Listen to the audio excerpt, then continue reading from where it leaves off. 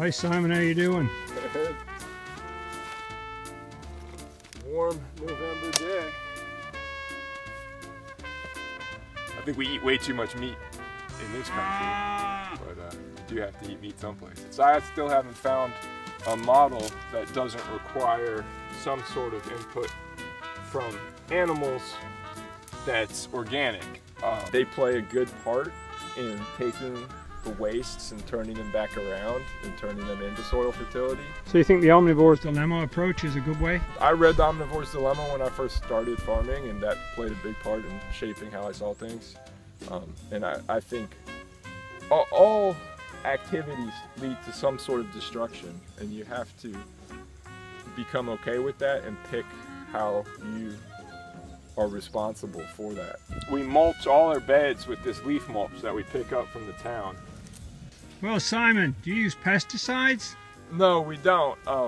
We don't even use organic pesticides.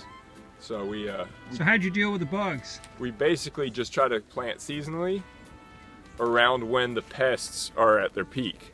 We plant the garlic in September or October, and then it comes up around this time of year. It stays pretty small, and by the spring it really takes off, and that's when we get green garlic, and then we'll harvest it by June. Well, I know your garlic's really good because I bought a bunch of it. That's great, Simon. So you enjoy your work? I do, yeah. Oh, that's great. You wouldn't rather work on a factory farm? Of course I would. Yeah, right. Can we feed the world with local farms, you think? Certainly. When you look at how much time people spend on their lawns and how much resources, all that could be food. How do you fertilize all these plants? It's a great question. Partially it's from the mulch that I was describing, and that adds a lot of nutrients, and beyond just the nitrogen, potassium, phosphorus that plants need, it's also giving lots of micro organisms and good organic matter in the soil. It makes the soil better. We still add commercial organic fertilizers, which are made as the byproducts from industrial chicken operations. Puts in question vegetarianism and veganism somewhat, because you're throwing down ground up chickens all over the garden, and every farm I know of is using those products. So I milk these cattle every day.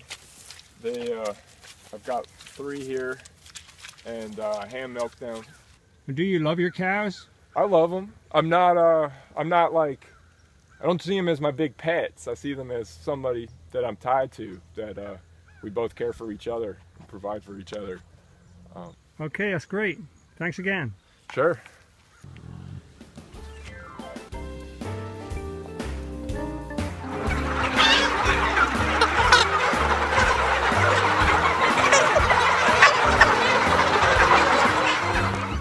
I think we eat way too much meat.